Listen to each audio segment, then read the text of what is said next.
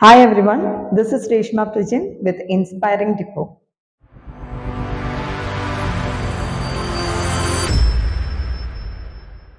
നമ്മൾ ഇന്ന് പഠിക്കാൻ പോകുന്നത് ബയോളജിയിൽ ജീവശാസ്ത്രമായിട്ട് ബന്ധപ്പെട്ട ഒരു ടോപ്പിക്കാണ്. ഇപ്പോൾ ബയോളജിയിൽ LP UP എക്സാംസിന് UPSCക്ക് ഏകദേശം 6 മാർക്കോളം ബയോളജി തിയറിക്ക് ഉണ്ട്. അതുപോലെ 2 മാർക്ക് GKയും കറണ്ട് അഫെയറും ആണ്. ഇങ്ങനെ മൊത്തത്തിൽ 8 മാർക്കാണ് ബയോളജിക്ക് വരുന്നത്. അപ്പോൾ വളരെ എളുപ്പത്തിൽ നമുക്ക് സ്കോർ ചെയ്യാൻ പറ്റുന്ന ഒരു സബ്ജക്റ്റാണ് ബയോളജി എന്ന് പറയുന്നത്. അതിലെ പ്രധാനപ്പെട്ട ഒരു ടോപ്പിക്കാണ് കോശഘടന എന്നുള്ളത്. ബയോളജിയെ കുറിച്ച് പറയുമ്പോൾ ജീവശാസ്ത്രം എന്ന് പറയുമ്പോൾ എന്താണ്? ജീവനുള്ള എന്തിനെ കുറിച്ചും പഠിക്കുന്നത് ജീവശാസ്ത്രമാണ്, അല്ലെ? ഇത് സസ്യജന്തുജാലങ്ങളാവാം, സൂക്ഷ്മജീവികളാവാം, അങ്ങനെയുള്ള ജീവനുള്ള വസ്തുക്കളെ കുറിച്ച് പഠിക്കുന്ന ശാസ്ത്രശാഖയാണ് ജീവശാസ്ത്രം എന്ന് പറയുന്നത്. ഈ ജീവശാസ്ത്രത്തിന്റെ അടിത്തറ പാകിയ വ്യക്തി, ജീവശാസ്ത്രത്തിന്റെ പിതാവ് എന്നറിയപ്പെടുന്ന വ്യക്തി എല്ലാ മേഖലകളിലും കഴിവ് തെളിയിച്ച ഒരു ഗ്രീക്കുകാരനാണ്. അദ്ദേഹം തത്വചിന്തകനാണ്. അതുപോലെ കെമിസ്ട്രിയിലെ ചതുർമൂലക സിദ്ധാന്തം എന്ന് പറയുന്ന സിദ്ധാന്തം ആവിഷ്കരിച്ച വ്യക്തിയാണ്. പ്ലേറ്റോ, അദ്ദേഹത്തിന്റെ ഗുരുനാഥനായിട്ടുള്ള പ്ലേറ്റോയുടെ കൂടെ ഇതൊക്കെ ആവിഷ്കരിച്ച നമ്മുടെ അരിസ്റ്റോട്ടിലാണ് ജീവശാസ്ത്രത്തിന്റെ പിതാവ്. ആദ്യമായിട്ട് ജീവികളെ വർഗീകരിക്കുന്നതും ഇദ്ദേഹം തന്നെയാണ്. അതുപോലെ ജീവശാസ്ത്രത്തെ പൊതുവായിട്ട് നമ്മൾ 2 ശാസ്ത്രശാഖകളായിട്ട് നമുക്കതിനെ ഡിവൈഡ് ചെയ്യാം. അതിലൊന്നെന്ന് പറയുന്നത് സസ്യങ്ങളെ കുറിച്ചുള്ള പഠനമാണ്. അതാണ് നമ്മുടെ സസ്യശാസ്ത്രം അല്ലെങ്കിൽ നമ്മളെ ബോട്ടണി. സസ്യശാസ്ത്രം അല്ലെങ്കിൽ ബോട്ടണി. സസ്യശാസ്ത്രത്തിന്റെ പിതാവായി അറിയപ്പെടുന്നത് തിയോഫ്രാസ്റ്റസ് ആണ്. തിയോഫ്രാസ്റ്റസ്.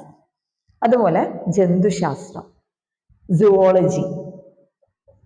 സുവോളജിയുടെ പിതാവ് വേറെ ആരുമല്ല, നമ്മുടെ അരിസ്റ്റോട്ടിൽ തന്നെയാണ് ജന്തുശാസ്ത്രത്തിന്റെ പിതാവ്. മനുഷ്യനടക്കമുള്ള ജന്തുക്കളുടെ ശാസ്ത്രം, നമ്മുടെ ശരീരത്തിൽ നടക്കുന്ന എന്തൊക്കെ രീതിയിലുള്ള പ്രവർത്തനങ്ങളുണ്ടോ അതിനെക്കുറിച്ചൊക്കെ പഠിക്കുന്നത് ഈ ജന്തുശാസ്ത്രത്തിലാണ്. ഇങ്ങനെ 2 വിഭാഗങ്ങളാണ് നമ്മളെ ജീവശാസ്ത്രത്തിനുള്ളത്. അതിൽ മറ്റൊരു വിഭാഗം, വേറെ പലതരത്തിലുള്ള വിഭാഗങ്ങളുണ്ട്. മൈക്രോബയോളജി ഉണ്ട്, ജനറ്റിക്സ് ഉണ്ട്, അതുപോലെ വർഗീകരണ ശാസ്ത്രമുണ്ട്. അതുപോലെ പ്രധാനപ്പെട്ട ഒന്നാണ് സൈറ്റോളജി അല്ലെങ്കിൽ സെൽ ബയോളജി എന്ന് പറയുന്നത്. ചിലപ്പോൾ നിങ്ങൾക്ക് സൈറ്റോളജി എന്ന് മാത്രമേ ഉണ്ടാവും. സൈറ്റോളജി എന്ന് വെച്ചാൽ കോശവിജ്ഞാനീയം എന്നാണ് അർത്ഥം. അതുപോലെ സെൽ ബയോളജി എന്ന് പറയുന്നത് മറ്റൊരു പേരാണ് സെൽ ബയോളജി. എന്താണ് സെൽ ബയോളജി? കോശ ജൈവശാസ്ത്രം എന്നുള്ളതാണ് സെൽ ബയോളജി. ബയോളജി ജീവശാസ്ത്രമാണല്ലോ. അപ്പോൾ കോശവിജ്ഞാനീയം, കോശ ജൈവശാസ്ത്രം, ഇതിന് ഒരു പിതാവുണ്ട്.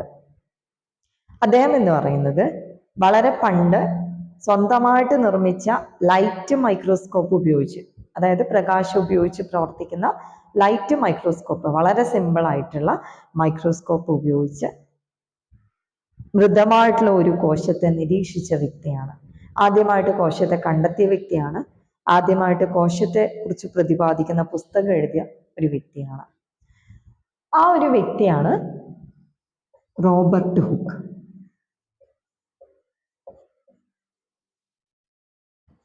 റോബർട്ട് ഹുക്ക് ഇദ്ദേഹമാണ് എന്ത് ചെയ്യുന്നത്? സൈറ്റോളജി, സെൽ ബയോളജിയുടെ പിതാവ് എന്നറിയപ്പെടുന്നത്. ഒരു പുതിയ ശാസ്ത്രശാഖയ്ക്ക്, നമ്മുടെ ജീവശാസ്ത്രത്തിലെ പുതിയ ശാസ്ത്രശാഖയ്ക്ക് തുടക്കം കുറിച്ച വ്യക്തി ഇദ്ദേഹമാണ്. അത് വളരെ മുന്നേ 17ാം നൂറ്റാണ്ടിൽ. അപ്പൊ ഇദ്ദേഹം എഴുതിയ പുസ്തകമാണ് മൈക്രോഗ്രാഫിയ. ബ്രിട്ടീഷ് സൊസൈറ്റിയാണ് ഈ ഒരു പുസ്തകം പ്രസിദ്ധീകരിക്കുന്നത്. അപ്പൊ മൈക്രോഗ്രാഫിയ എന്ന് പറയുന്ന പുസ്തകം 1665 പ്രസിദ്ധീകരിക്കുന്നത്. ഈ ഒരു പുസ്തകത്തിലാണ് കോശം എന്താണ്, കോശം എന്നുള്ള പേര് ആദ്യമായിട്ട് ഉപയോഗിക്കുന്നത് പോലും ഈ ഒരു പുസ്തകത്തിലാണ്. അപ്പൊ കോശത്തെ കണ്ടെത്തിയതും അതുപോലെ കോശം എന്ന് പറയുന്ന പദം ഉപയോഗിച്ചതും ആരാണ്? റോബർട്ട് ഹുക്കാണ്. അപ്പൊ കോശം എന്ന് പറയുന്ന പദത്തിന്റെ അർത്ഥം നമ്മളറിയാം, സെല്ലാണ് കോശം, അല്ലെ? സെൽ എന്ന് പറയുന്നത് സെല്ലുലെ എന്ന് പറയുന്ന ഒരു പദത്തിൽ നിന്നുണ്ടായതാണ്. സെല്ലുലെ. ഇതിലെ എൽ എന്ന് പറയുമ്പോൾ ലാറ്റിൻ. ഇതൊരു ലാറ്റിൻ ഭാഷയാണ്. ഒരു ലാറ്റിൻ പദമാണ് സെല്ലുലെ. അതിന്റെ അർത്ഥം ചെറിയൊരു മുറി എന്നാണ്. ഇദ്ദേഹം നിരീക്ഷിച്ച കോശം ഏതാണെന്ന് വെച്ചാൽ കോർക്ക് കോശമാണ്. കോർക്ക് കോശത്തിനെയാണ് ഇദ്ദേഹം നിരീക്ഷിക്കുന്നത്. എന്താണ് കോർക്ക് കോശം? മൃതമായ കോശങ്ങളാണ്. ഇത് നമുക്ക് കാണാൻ പറ്റുന്ന എവിടെയാണ്? സസ്യങ്ങളുടെ തൊലിയിലാണ് കാണാൻ പറ്റുക. അപ്പൊ സസ്യങ്ങളുടെ തൊലിയിൽ, മരങ്ങളുടെ ഒക്കെ കട്ടിയുള്ള തൊലിയിൽ കാണാൻ പറ്റുന്ന മൃതമായിട്ടുള്ള ഒരു കോശമാണ് കോർക്കു കോശം എന്ന് പറയുന്നത്. ഈ ഒരു മൃതകോശത്തെയാണ് അദ്ദേഹം നിരീക്ഷിച്ചത്. അപ്പൊ അത് കണ്ടത് എന്താണ്, കുറേ ചെറിയ ചെറിയ മുറികളെ പോലെ, കമ്പാർട്ട്മെന്റുകൾ, ചെറിയ ചെറിയ മുറികളെ പോലെ തോന്നിച്ചു. അതുകൊണ്ടാണ് ചെറിയ മുറി എന്നർത്ഥമുള്ള സെല്ലുലെ എന്ന ലാറ്റിൻ പദത്തിൽ നിന്നും സെൽ എന്ന് പറയുന്ന ഒരു പേര് അദ്ദേഹം ഇതിന് കൊടുത്തത്. ഇതാണ് എന്ത് പറയുന്നത്, ഇവിടെയാണ് കോശശാസ്ത്രത്തിന്റെ, കോശജൈവശാസ്ത്രത്തിന്റെ തുടക്കം. നമ്മുടെ മനുഷ്യ ശരീരത്തെക്കുറിച്ചുള്ള പ്രതിപാദിക്കുന്ന ആദ്യത്തെ ശാസ്ത്രീയ ഗ്രന്ഥം ഏതാണെന്ന് അറിയാമോ? ഇത് നിങ്ങൾക്കുള്ള ക്വസ്റ്റ്യൻ ആണ്. ഈ ഒരു ക്ലാസ് കണ്ടതിന് ശേഷം അത് കണ്ടെത്തുക, കമന്റ് ചെയ്യുക. നമ്മൾ ഇനി പറയാൻ പോകുന്നത് ജീവനുള്ള കോശത്തിനെ കുറിച്ചിട്ടാണ്. ജീവനുള്ള കോശത്തെ കണ്ടെത്തിയത് ആരാണ്? ആന്റൺ വാൻ ല്യൂവൻഹുക്ക് ആണ്. ഏതാണ് ആ ജീവനുള്ള കോശം? അതൊരു ഒറ്റ കോശമുള്ള ജീവിയാണ്. ആ ജീവിയുടെ പേരാണ് ബാക്ടീരിയ. അദ്ദേഹം കണ്ടെത്തിയത് ഏതിനെയാണ്? ബാക്ടീരിയനാണ്. ആര് കണ്ടെത്തിയത്? ആന്റൺ വാൻ ല്യൂവൻഹുക്ക് കണ്ടെത്തിയത്. ഇതുവരെ ചെയ്യാത്തൊരു കാര്യമാണ് അല്ലെ. നമ്മുടെ റോബർട്ട് ഹുക്ക് മൃതമായ കോശത്തിനെയാണ് തന്നത്. ഇദ്ദേഹം എന്താണ്? ജീവനുള്ള കോശത്തിന്. പിന്നീട് ഉള്ള കണ്ടെത്തലുകളൊക്കെ നടക്കുന്നത് 19-ാം നൂറ്റാണ്ടിന്റെ പകുതിയോടുകൂടിയാണ്. അതായത് ഏകദേശം ഒരു 1830-50 കാലഘട്ടത്തിലൊക്കെയാണ് മറ്റുള്ള പ്രധാനപ്പെട്ട കോശവിജ്ഞാനീയ ചരിത്രത്തിലെ എടുത്തു വെക്കേണ്ടതായ ഏടുകൾ എന്ന് പറയുന്ന കുറെ പ്രധാനപ്പെട്ട പലതും കണ്ടെത്തുന്നത് പിന്നെയാണ്. അതിലൊന്നാണ് കോശത്തിന്റെ കേന്ദ്രം. ഏതൊരു സ്ഥാപനത്തെയും നിയന്ത്രിക്കുന്ന ഒരു മേധാവി ഉണ്ടാവും അല്ലെ. അതുപോലെ കോശത്തിനുള്ളിലുള്ള എല്ലാ പ്രവർത്തനത്തിനെയും നിയന്ത്രിക്കുന്ന ഒരാളാണ് കോശത്തിന്റെ കേന്ദ്ര ഭാഗമായിട്ട് പ്രവർത്തിക്കുന്ന ഒന്ന്. അപ്പൊ ആ ഒരു കോശ കേന്ദ്രം കണ്ടെത്തിയത് റോബർട്ട് ബ്രൗൺ ആണ്. 1831 അദ്ദേഹം കോശ കേന്ദ്രം കണ്ടെത്തുന്നത്. കണ്ടെത്തുക മാത്രമല്ല, ഇതിനെ ന്യൂക്ലിയസ് എന്ന് വിളിച്ചത്. ന്യൂക്ലിയസ് അഥവാ കോശമർമ്മം എന്ന് ഇതിനെ പേരെടുത്ത് വിളിച്ചതും ആര് തന്നെയാണ്? റോബർട്ട് ബ്രൗൺ തന്നെയാണ്. അതിനുശേഷമാണ് സസ്യങ്ങൾക്കും ജന്തുക്കൾക്കും ഒക്കെ കോശം ഉണ്ടെന്ന് കണ്ടെത്തിയത്. ആദ്യം കണ്ടെത്തിയത് സസ്യകോശത്തെയാണ്. സസ്യങ്ങൾക്ക് എന്തുണ്ട്? ഇതേപോലെയുള്ള അടിസ്ഥാന ഘടകങ്ങളുണ്ട്. ആ അടിസ്ഥാന ഘടകങ്ങൾ, അവയെ നിർമ്മിച്ചിരിക്കുന്നത് കോശങ്ങളെ കൊണ്ടാണ് എന്ന് കണ്ടെത്തിയത് 1838 MJ ഷ്ലീഡൻ ആണ്. പിന്നീടാണ് ജന്തുകോശത്തെ കണ്ടെത്തുന്നത്. ജന്തുക്കളുടെ ശരീരം നിർമ്മിച്ചിരിക്കുന്നത് കോശങ്ങൾ കൊണ്ടാണെന്ന് കണ്ടെത്തിയത് തിയോഡർ ഷ്വാൻ ആണ്. തൊട്ടടുത്ത വർഷം, അതായത് 1839. ഇത് രണ്ടും എപ്പോഴും നമുക്ക് കൺഫ്യൂസ് ചെയ്യുന്ന ഒന്നാണ്. ഇപ്പൊ ക്വസ്റ്റ്യൻ പേപ്പറിൽ വന്നു കഴിഞ്ഞാൽ, ഈ ഒരു ക്വസ്റ്റ്യൻ വന്നു കഴിഞ്ഞാൽ കുറച്ച് കൺഫ്യൂസ് ചെയ്യും. എന്താന്ന് വെച്ചാൽ ഷ്ലീഡൻ ഉണ്ട്, ഷ്വാൻ ഉണ്ട്, അപ്പൊ ആർക്ക് കൊടുക്കും എന്നുള്ളത്. അപ്പൊ നിങ്ങൾ ഇത്രയും ആലോചിച്ചാൽ മതി. ജന്തുകോശം അല്ലെ, നമ്മുടെ ശരീരത്തില്, ജന്തുക്കളുടെ ശരീരത്തിലാണ് ശ്വാൻ കോശങ്ങളുള്ളത്. ശ്വാൻ കോശങ്ങൾ എവിടെയുള്ളത്? നമ്മുടെ നാഡീവ്യവസ്ഥയിലാണ്. നാഡീവ്യവസ്ഥയുടെ അടിസ്ഥാന ഘടകമായിട്ടുള്ള ന്യൂറോണ്, അതിനെ പൊതിഞ്ഞ് സംരക്ഷിക്കുന്ന കൊഴുപ്പ് നിറഞ്ഞ ഒരു പാളിയുണ്ട്, മൈലിൻ ഷീത്ത് അല്ലെ. ഈ മൈലിൻ ഷീത്ത് നിർമ്മിച്ചിരിക്കുന്നത് ശ്വാൻ കോശങ്ങളെ കൊണ്ടാണ്. നാഡീവ്യവസ്ഥ എന്ത് തന്നെയാലും ജന്തുക്കൾക്ക് മാത്രമേ ഉള്ളൂ, സസ്യങ്ങൾക്കില്ലല്ലോ. അപ്പൊ ജന്തുക്കൾക്ക് മാത്രം കാണുന്ന ഒന്നാണ് ശ്വാൻ കോശം. അപ്പൊ അങ്ങനെ കണക്ട് ചെയ്യുകയാണെങ്കിൽ ജന്തുകോശം കണ്ടെത്തിയത് ആരാണ്? ഷ്വാൻ ആണ്, തിയോഡോ ഷ്വാൻ. അതിനും തൊട്ടടുത്ത വർഷം, അതിന് മുന്നേ ഉള്ളൊരു വർഷം 1838 സസ്യകോശം കണ്ടെത്തുന്നത്. അതുപോലെ ഇവര് രണ്ടുപേരും ചേർന്നുകൊണ്ട് ഒരു സിദ്ധാന്തം ആവിഷ്കരിച്ചു. മൊത്തത്തില് എല്ലാ ശാസ്ത്രജ്ഞന്മാരുടെയും കണ്ടെത്തലുകളുടെയും ഒക്കെ അടിസ്ഥാനത്തില് എല്ലാം കൂടി ചേർത്ത് സമഗ്രമായിട്ടുള്ള ഒരു സിദ്ധാന്തം. ആ ഒരു സിദ്ധാന്തമാണ് കോശ സിദ്ധാന്തം എന്നറിയപ്പെടുന്നത്. ഇത് വർഷം ചെറിയൊരു കൺഫ്യൂഷൻ വരാം. നിങ്ങൾക്ക് ഡൗട്ട് ഉണ്ടാവാം. കോശ സിദ്ധാന്തം ചില പുസ്തകത്തിൽ 1855 കാണാം, ചില പുസ്തകത്തിൽ 1858 കാണാം. എന്താ ഇത്? അതിന് കാരണമുണ്ട്. 1855 നമ്മുടെ ഷ്വാനും ഷ്ലീഡനും കൂടി കോശ സിദ്ധാന്തം രൂപീകരിക്കുന്നത്. അപ്പൊ അന്ന് ആ ഒരു സമയത്ത് 1855 അപ്പൊ ആ ഒരു സമയത്ത് രണ്ട് ആശയങ്ങളാണ് അവർ ഉൾപ്പെടുത്തിയിട്ടുണ്ടായത്. ഒന്നാമത്തെ ആശയം, ഏതൊരു ജീവനുള്ള വസ്തുവും, ജീവനുള്ള എല്ലാ ജീവശരീരവും കോശങ്ങളാൽ നിർമ്മിതമാണ് എന്നുള്ളതാണ്. രണ്ടാമത്തെ കാര്യം എന്ന് പറയുന്നത്, ഈ കോശം എന്ന് പറയുന്നത് അത് അടിസ്ഥാന ഘടകമാണ്. എങ്ങനെയുള്ള അടിസ്ഥാന ഘടകമാണ്? ഓരോ ജീവിയുടെയും, എല്ലാ ജീവികളുടെയും ജീവധർമ്മപരവും അതുപോലെ ഘടനാപരവുമായിട്ടുള്ള അടിസ്ഥാന ഘടകം. നമ്മളിപ്പോൾ ഒരു വീടെടുക്കുമ്പോൾ കല്ല് കിട്ടൂലേ? അപ്പൊ കല്ലെന്ന് പറയുന്നത് എന്താണ്? ആ വീടിന്റെ അടിസ്ഥാന ഘടകമാണ് അല്ലെ? ആ വീടിന്റെ ഘടന തീരുമാനിക്കുന്നത്, അത് എത്രത്തോളം സ്ട്രോങ് ആവണം, അങ്ങനെയുള്ള കാര്യങ്ങൾ, അതിന്റെ ധർമ്മം തീരുമാനിക്കുന്നത് ഒക്കെ ഈ കല്ലാണ്. അതുപോലെ ജീവികളുടെ ഘടനാപരവും ജീവധർമ്മപരവുമായിട്ടുള്ള അടിസ്ഥാന ഘടകമാണിത് കോശം എന്ന് പറയുന്നത്. ഈ രണ്ട് ആശയങ്ങൾ ചേർത്ത് വെച്ചുകൊണ്ടുള്ള കോശ സിദ്ധാന്തമാണ് 1855 അവതരിപ്പിച്ചത്. പിന്നീട് 1858 ആകുമ്പോഴേക്കും പുതിയൊരു കാര്യം കൂടി ഇതിൽ കൂട്ടിച്ചേർക്കപ്പെട്ടു. അങ്ങനെ അത് പരിഷ്കരിക്കുന്നത് റുഡോൾഫ് വിർഷോ ആണ്. റുഡോൾഫ് വിർഷോ നടത്തുന്ന പരിഷ്കാരം എന്ന് പറയുന്നത് മൂന്നാമത്തെ ഒരു ആശയം കൂട്ടിച്ചേർത്തതാണ്. ആ ആശയം ഇതാണ്. അതായത് ഓരോ പുതിയ കോശവും ഉണ്ടാവുന്നത് പഴയ കോശങ്ങൾ വിഭജിച്ചാണ് എന്നുള്ളതാണ് അദ്ദേഹത്തിന്റെ കണ്ടെത്തൽ. ഓരോ പുതിയ കോശവും പഴയവയിൽ നിന്നാണ് ഉണ്ടാവുന്നതെന്നാണ് ആര് കണ്ടെത്തുന്നത്? റുഡോൾഫ് വിർഷോ കണ്ടെത്തുന്നത്. ഇതാണ് 1858 കണ്ടെത്തൽ. ഇനി ഇതിൽ വരാൻ പറ്റുന്ന ഒരു ചോദ്യം എന്ന് പറയുന്നത്, കോശ സിദ്ധാന്തം അത് ബാധകമല്ലാത്ത ഏതെങ്കിലും ഒരു ജീവി വിഭാഗം ഉണ്ടോ എന്നുള്ളതാണ്. അങ്ങനെ ഒരു ജീവി വിഭാഗമുണ്ട്. ഈ കോശ സിദ്ധാന്തം ബാധകമല്ലാത്ത ജീവി വിഭാഗമാണ് വൈറസ് എന്ന് പറയുന്നത്.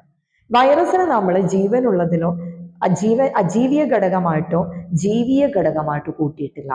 കാരണം അത് എന്താണ്, ഒരു പിന്നെ പുറമേ നമുക്കിപ്പോൾ മണ്ണിലായാലും ജലത്തിലായാലും വായുവിലായാലും ഒക്കെ വൈറസ് ഉണ്ട്.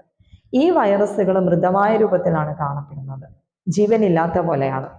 മാത്രമല്ല സാധാരണ ഒരു കോശത്തിന് ഉണ്ടാകുന്ന ഒരു ഘടനയോ അതിലടങ്ങിയിരിക്കുന്ന ഘടകങ്ങളോ ഒന്നുമല്ല ഏതിനുള്ളത്? വൈറസിനുള്ളത്. ഇത് ജീവന്റെ ആ ഒരു ലക്ഷണം പ്രകടമാക്കുന്നത് മറ്റൊരു ജീവശരീരത്തിൽ കയറുമ്പോഴാണ്. സസ്യത്തിലോ ജന്തുക്കളിലോ കയറി അവരുടെ എന്താണ് പിന്നെ ധർമ്മങ്ങളിലൊക്കെ വ്യത്യാസം വരുത്തുമ്പോഴും അവരെ ചൂഷണം ചെയ്യുമ്പോഴും ഒക്കെ, അങ്ങനെ ആതിഥേയ ജീവിയിൽ പ്രവേശിക്കുമ്പോഴും മാത്രമാണ് അത് ജീവന്റെ ലക്ഷണം പുറത്തേക്ക് കാണിക്കുന്നത്. അതുകൊണ്ട് തന്നെ ഈ വൈറസ് എന്ന് പറയുന്നത് ജീവനുള്ളവയും ജീവനില്ലാത്തവയും തമ്മിലുള്ള ഒരു കണ്ണിയാണ്. ഇതാണ് വൈറസ് മാത്രമാണ് ഈ കോശ സിദ്ധാന്തം ബാധകമല്ലാത്ത ജീവിവർഗം. ഇത് പഠിക്കുന്നത് കോശത്തിന്റെ ജീവധർമ്മങ്ങളെ കുറിച്ചിട്ടാണ്. ഇതും PSC ചോദിച്ചതാണ്. നിങ്ങൾക്ക് സാധാരണ രീതിയിൽ 4 തരും അല്ലെ? 4 സ്റ്റേറ്റ്മെന്റ് എന്നിട്ട് അതിൽ 4ാമത്തെ സ്റ്റേറ്റ്മെന്റ് ഇതിൽ പെടാത്തതായിരിക്കും.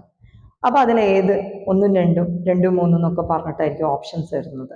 അങ്ങനെയുള്ള ഒരു ക്വസ്റ്റ്യൻ ആണിത്. നമുക്കിത് നോക്കാം എന്താണെന്നുള്ളത്. കോശത്തിന് 3 ജീവധർമ്മ പ്രവർത്തനമേ ഉള്ളൂ, 3 മാത്രം. ഒന്നാമത്തേത് നമുക്കിത് ജസ്റ്റ് കണക്ട് ചെയ്തിട്ട് പഠിക്കാം. ഒന്നാമത്തേത് നിങ്ങൾ ഇങ്ങനെ ആലോചിച്ചാൽ മതി, കോശം ഒരു ജീവനുള്ളയാണല്ലോ. അപ്പൊ അത് ഭക്ഷണം കഴിക്കുന്നു, ഭക്ഷണം കഴിച്ച് ഊർജം കിട്ടുന്നു എന്നും ആലോചിച്ചാൽ മതി അല്ലെ? നമ്മൾ ഭക്ഷണം കഴിക്കുമ്പോൾ നമുക്ക് എന്താ കിട്ടും? അതിൽ പോഷകങ്ങൾ അല്ലെ? അപ്പൊ ഒന്നാമത്തെ ധർമ്മം എന്തായിരിക്കും? പോഷകങ്ങളിൽ നിന്ന് ഊർജം സ്വതന്ത്രമാക്കുന്നു എന്നുള്ളതാണ് ഒന്നാമത്തെ ധർമ്മം. നമ്മൾ ചെയ്യുന്ന പോലെ തന്നെ നമ്മൾ ഭക്ഷണം കഴിക്കുമ്പോഴേ നമുക്ക് എനർജി കിട്ടുന്നത്, അതിലുള്ള പോഷകങ്ങളിൽ നിന്ന് എനർജി കിട്ടുന്നത്. അതുപോലെ കോശത്തിന്റെ ഒന്നാമത്തെ ധർമ്മം ഏതാണ്? പോഷകങ്ങളിൽ നിന്ന് ഊർജം സ്വതന്ത്രമാക്കുന്നു. അതാണല്ലോ കോശശ്വസനം എന്ന് പറയുന്നത് അല്ലെ? ഊർജം സ്വതന്ത്രമാക്കുന്ന പ്രക്രിയയാണെന്ത്? കോശശ്വസനം. അതുമായിട്ട് ബന്ധപ്പെട്ട കാര്യങ്ങളാണ് ഒന്നാമത്തെ ധർമ്മം എന്ന് പറയുന്നത്. ഇനി നമുക്ക് രണ്ടാമത്തെ ധർമ്മം. ഇങ്ങനെ നമ്മൾ എന്താ ചെയ്യുക? നമ്മളെ എനർജി ഉപയോഗിച്ചിട്ട് നമുക്ക് ചെയ്യാൻ പറ്റുന്ന കാര്യങ്ങളൊക്കെ ചെയ്യും അല്ലെ? ഇപ്പൊ പഠിക്കുവാണെങ്കിൽ അറിവ് നിർമ്മിക്കുന്നു, അല്ല കുക്ക് ചെയ്യുകയാണെങ്കിൽ ആഹാരം നിർമ്മിക്കുന്നു. അങ്ങനെ എന്തൊക്കെയോ നിർമ്മിക്കുന്നുണ്ട് നമ്മൾ. അതുപോലെ തന്നെയാണ് ഈ കോശവും. ആ ഒരു ഊർജം ഉപയോഗിച്ചുകൊണ്ട് അവരെന്ത് നിർമ്മിക്കുന്നു? ജൈവ തന്മാത്രകൾ നിർമ്മിക്കുന്നു. ഓക്കെ, ഇപ്പൊ പോഷകങ്ങളിൽ നിന്ന് ഊർജം സ്വതന്ത്രമാക്കുന്നു, ആ ഊർജം ഉപയോഗിച്ചുകൊണ്ട് എന്തുണ്ടാക്കുന്നു? ജൈവ തന്മാത്രകളെ നിർമ്മിക്കുന്നു. എന്താ ഈ ജൈവ തന്മാത്രകൾ എന്ന് പറയുന്നത്? അത് ചിലപ്പോൾ എന്താവും? പ്രോട്ടീൻ ആവാം അല്ലെ, അമിനോ ആസിഡുകളാവാം, ഗ്ലൂക്കോസ് ആവാം. ഇതൊക്കെ ജൈവ തന്മാത്രകളാണ്. അതൊന്നും അല്ലെങ്കിൽ ഹോർമോണുകളാവാം, ഏതെങ്കിലും രാസാഗ്നികളാവാം. ഇതൊക്കെയാണ് അവർ നിർമ്മിക്കുന്നത്. ഇനി മൂന്നാമത്തെ ധർമ്മം പ്രധാനപ്പെട്ടതാണ്. നമ്മൾ ഫുഡ് കഴിച്ചു, നമുക്ക് വേണ്ട കാര്യങ്ങളൊക്കെ ചെയ്തു, ഇത് മാത്രമൊന്നുമല്ല അല്ലെ? എന്തിനാ നമ്മൾ ശരിക്കും ഫുഡ് കഴിക്കുന്നത്? നമ്മൾ സ്ട്രോങ് ആവാനാണ് അല്ലെ? ഇപ്പൊ നമ്മളെ ഇങ്ങോട്ടേക്ക് എന്ത് ചെയ്യാണ്? അറ്റാക്ക് ചെയ്യുന്ന ആളെ പ്രതിരോധിക്കാൻ വേണ്ടിയിട്ട്. അത് തന്നെയാണ് ഇവിടെ ഉപയോഗിക്കുന്നത്, അന്യവസ്തുക്കളെ പ്രതിരോധിക്കുന്നത്. അന്യവസ്തു എന്ന് പറയുമ്പോൾ നമ്മളെ കോശത്തിൻ്റെ ഉള്ളിലേക്ക് കടക്കുന്ന അന്യവസ്തുക്കൾ ഭക്ഷ്യപദാർത്ഥങ്ങൾ, അതായത് പോഷകങ്ങളും ഉണ്ടാവും, അല്ലാത്ത കീടാണുക്കളും ഉണ്ടാവും അല്ലെ? അപ്പൊ അവർക്ക് തിരിച്ചറിയാൻ പറ്റും ഇതിലേതാ കീടാണു, ഇതിലേതാ നമുക്ക് ആവശ്യമുള്ളത് ഒക്കെ. അപ്പൊ അതില് അവരെ, അതായത് കോശത്തെ ദോഷകരമായിട്ട് ബാധിക്കുന്ന വസ്തുക്കളെ പ്രതിരോധിക്കുന്നത് കോശത്തിന്റെ മൂന്നാമത്തെ ജീവധർമ്മമാണ്. ഈ 3 ജീവധർമ്മങ്ങളാണ് എന്തിനുള്ളത്? കോശത്തിനുള്ളത്. ഇനി നമുക്ക് ജീവികളെ തന്നെ അവർക്ക് എത്ര കോശമുണ്ട് എന്നുള്ളതിന്റെ അടിസ്ഥാനത്തിൽ രണ്ടായിട്ട് തരംതിരിക്കാം. ഒരേ ഒരു കോശമുള്ള ജീവിയുണ്ട് അല്ലെ? ഒരേ ഒരു കോശം എന്ന് വെച്ചാൽ നമ്മളെ പോലെയല്ല, അതിന്റെ ആ ശരീരം എന്ന് പറയുന്നത് ഒരു കോശമാണ്. അങ്ങനെ ഒറ്റ കോശമുള്ള ജീവി ഏതായിരിക്കും? നമുക്ക് ഏറ്റവും കൂടുതൽ അറിയുന്ന ഒരു ജീവിയാണ് ഒരേ ഒരു കോശമുള്ള ജീവി. ഏതാണ് ആ ജീവി എന്ന് പറയുന്നത്? വേറെ ആരുമില്ല, ഏത് രീതിയിലും രൂപം മാറാൻ കഴിവുള്ള ഒരു ജീവിയാണ്. ആ ജീവി ഏതാണ്? അമീബയാണ് അല്ലെ? അപ്പൊ അമീബയെ പോലെ അമീബയുണ്ട്, അതുപോലെ paramecium, amoeba, paramecium. Paramecium slipper animalcule എന്നുള്ള ഒരു പേരും കൂടി പാരമീസിയത്തിനുണ്ട്. അതായത് നമ്മൾ സ്ലിപ്പർ ഉണ്ടല്ലോ, ചെരുപ്പുണ്ടല്ലോ, അപ്പൊ നമ്മൾ ഹവായി ചപ്പലുണ്ടല്ലോ സാധാരണ, അപ്പൊ ആ ഒരു ചെരുപ്പിന്റെ ഒക്കെ ആകൃതിയിലാണ് ഈ പാരമീസിയം കാണുന്നത്.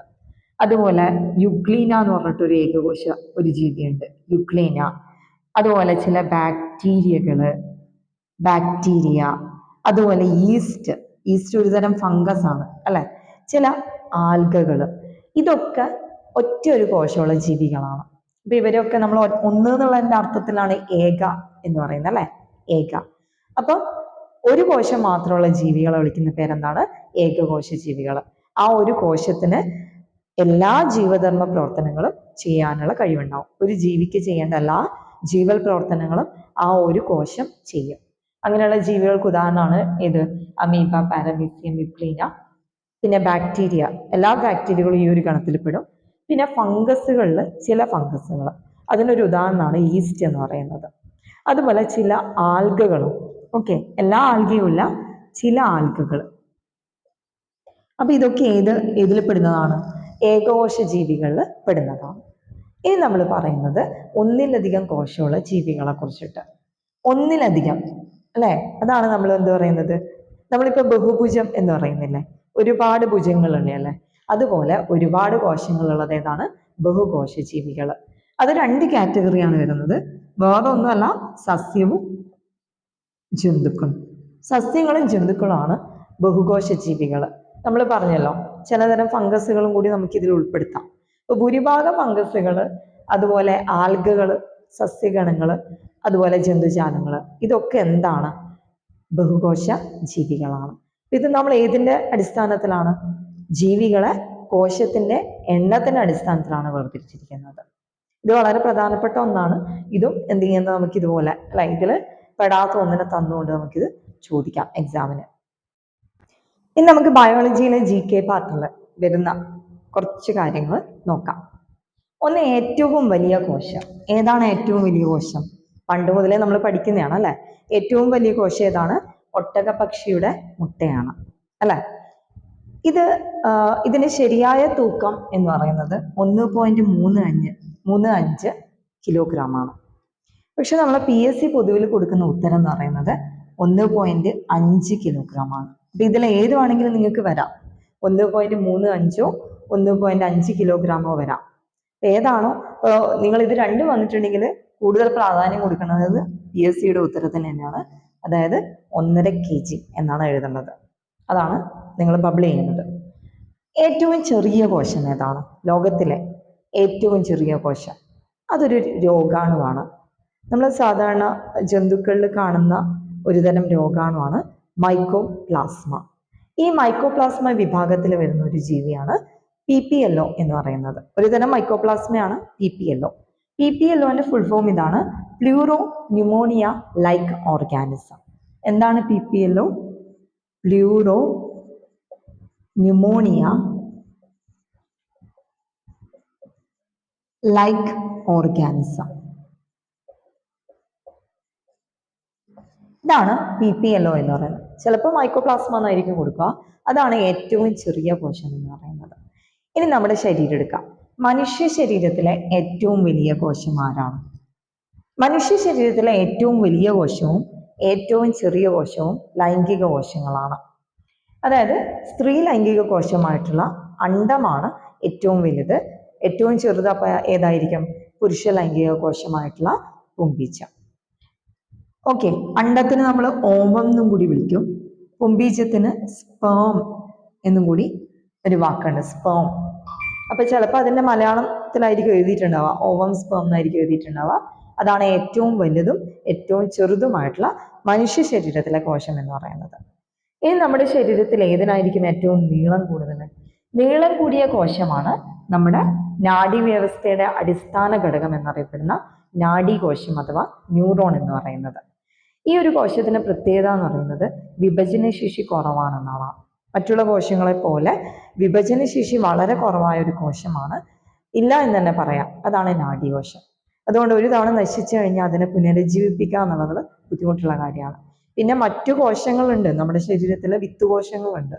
ആ വിത്തുകോശങ്ങളെ ഈ നാഡീകോശമാക്കി മാറ്റുക എന്ന് മാത്രമേ ഇതിനായിട്ടൊരു പരിഹാരമുള്ളൂ. ഇനി നമ്മൾ പറയുന്നത് ഏതാണ് ഏറ്റവും ആയുസ് കൂടിയ കോശം? 100 വർഷത്തോളം ജീവിക്കാൻ പറ്റുന്ന നല്ല നീളമുള്ള ശാഖകളുള്ള ഒരു കോശമാണ് ഏറ്റവും ആയുസ് കൂടിയ കോശം. അത് ഏത് തന്നെയാണ്? നമ്മുടെ ന്യൂറോൺ തന്നെയാണ് ഏറ്റവും ആയുസ് കൂടിയ കോശം. ചില ന്യൂറോണുകൾക്ക് ഏകദേശം 100 വർഷം വരെ ജീവിക്കാൻ കഴിയുമെന്നാണ് പറയപ്പെടുന്നത്. അതായത് മനുഷ്യൻ മരിച്ചു കഴിഞ്ഞാലും ന്യൂറോണുകൾ DNA നിലനിൽക്കുന്നു എന്ന് പറയുന്നില്ലേ, അതുപോലെ തന്നെ ന്യൂറോണുകൾ നിലനിൽക്കുന്നുണ്ട്. ഇനി ഏറ്റവും കൂടുതൽ കാണപ്പെടുന്ന കോശം ഏതാണ്?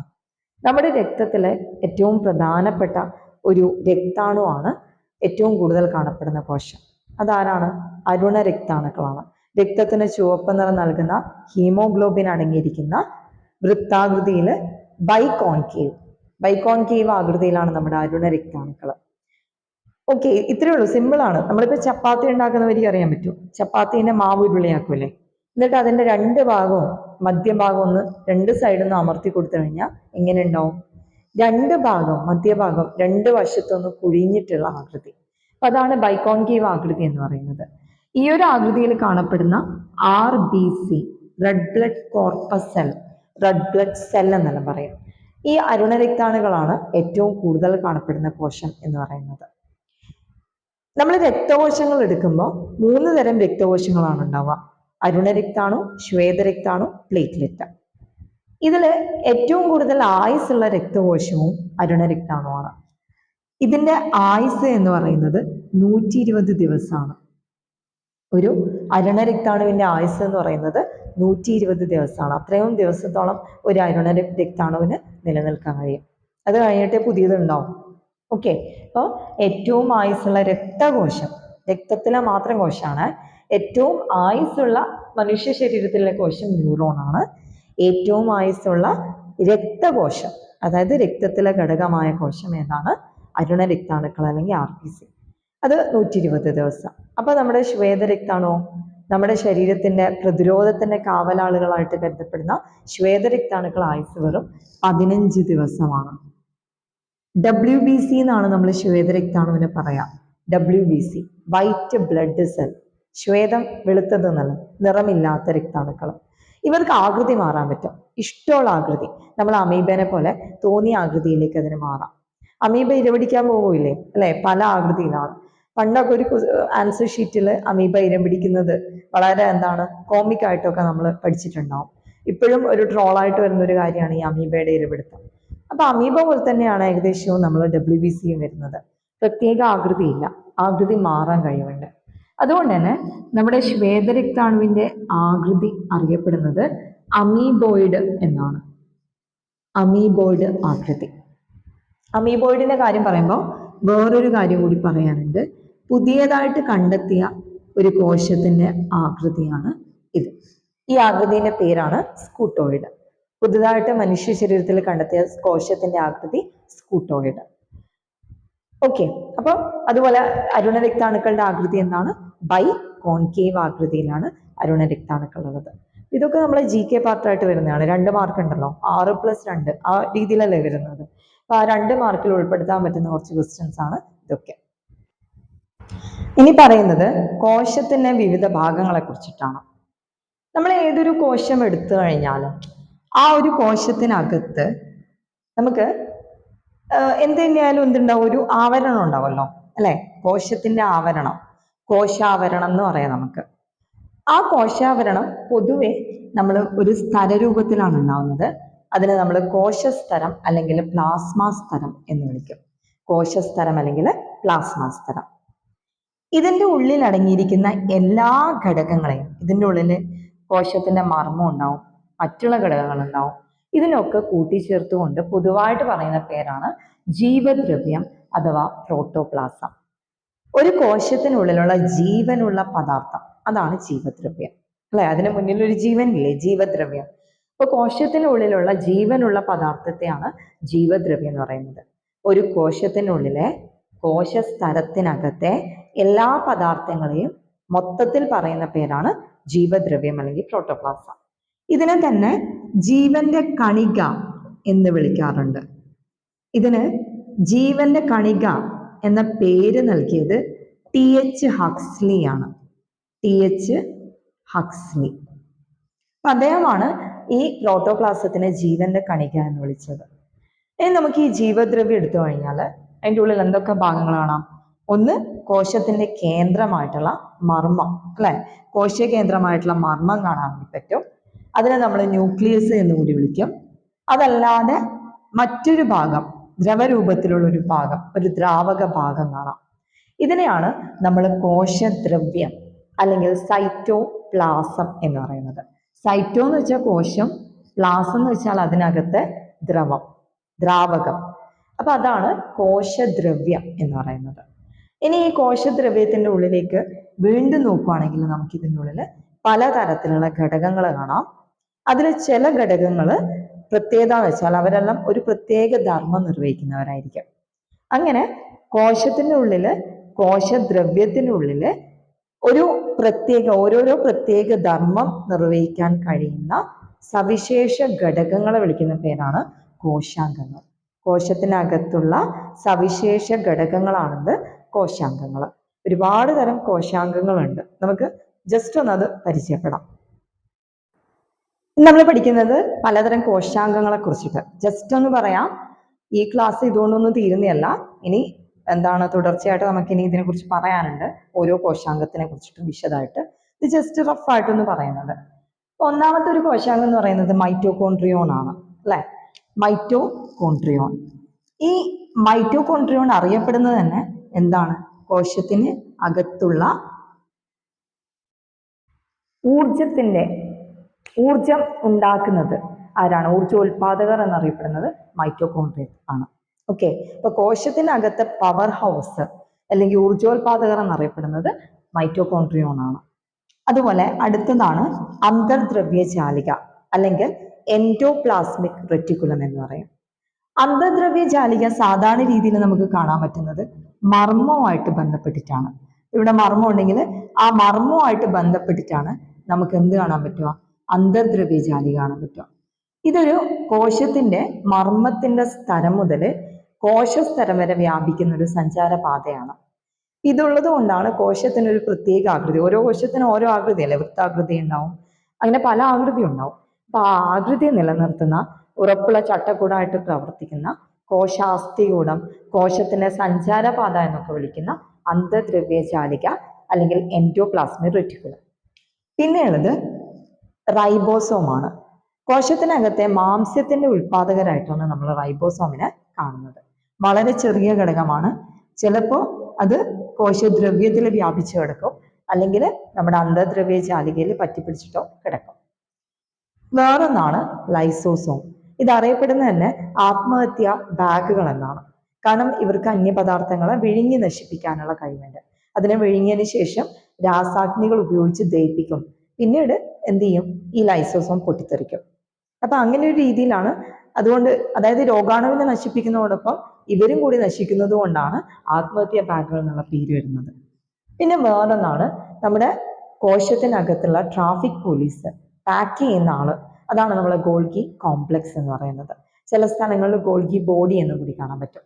ഇതും സാധാരണ രീതിയിലും എവിടെയാണോ മർമ്മം ഉള്ളത് ആ മർമ്മത്തിന്റെ അടുത്ത് തന്നെയാണ് നമുക്ക് ഇതിനെയും കാണാൻ പറ്റുക. ഇതുപോലെ പാക്ക് ചെയ്യുന്ന രൂപത്തിൽ ഉള്ളൊരു ഭാഗമാണ് ഏതെന്ന് പറയുന്നത്? ഗോൾഗി ബോഡി അല്ലെങ്കിൽ ഗോൾഗി കോംപ്ലക്സ് എന്ന് പറയുന്നത്. ഇനി ഫേനം, വാക്യൂൾ. ഫേനം എന്ന് പറയുന്നത് ജലലവണങ്ങളെ, വിസർജ്യ വസ്തുക്കളൊക്കെ സംഭരിക്കാനുള്ള ഒരു ഭാഗമാണ്, ഒറ്റ സ്ഥലം കൊണ്ട് നിർമ്മിച്ചത്. പിന്നെയുള്ളത് സെൻട്രോസോം. സെൻട്രോസോം കോശ വിഭജനത്തിന് സഹായിക്കുന്ന ഭാഗമാണ്. ഈ സെൻട്രോസോം എന്ന് പറയുന്നത് രണ്ട് സെൻട്രിയോളുകൾ ഇതുപോലെ ചേർന്ന് ലംബമായിട്ട് ചേർന്നിട്ടുണ്ടാവുന്ന രണ്ട് സെൻട്രിയോളുകൾ ചേർന്നിട്ടുണ്ടാവുന്ന ഒന്നാണ് സെൻട്രോസോം. മറ്റൊന്നാണ് ജൈവകണം അഥവാ പ്ലാസ്റ്റിഡ് എന്ന് പറയുന്നത്. ഇത് സസ്യങ്ങളിൽ മാത്രം കാണാൻ പറ്റുന്നതാണ്. സസ്യങ്ങളിൽ നമ്മൾ പറയുന്ന ഹരിതകണം ഇല്ലേ, ഈ ഹരിതകണം ഒക്കെ ഉൾപ്പെടുന്നത് ഈ ജൈവകണത്തിലാണ്. അടുത്തതാണ് മൈക്രോബോഡി. സസ്യങ്ങളിലും ജന്തുക്കളിലും ഒരുപോലെ കാണപ്പെടുന്ന ഒന്നാണ്. ഗ്ലയോക്സിസോമുകൾ, പെറോക്സിസോമുകളൊക്കെ ഈ മൈക്രോബോഡിയിൽ ഉൾപ്പെടുന്നതാണ്. നമുക്ക് വിശദമായിട്ടുള്ള ഒരു ക്ലാസ് കിട്ടും. ഇപ്പൊ ഇത് ജസ്റ്റ് ഒന്ന് ഓരോന്നിനെ പറ്റിയിട്ട് ഒരു ചെറിയൊരു ധാരണ കിട്ടാൻ വേണ്ടി പറയുന്നത് മാത്രമേ ഉള്ളൂ.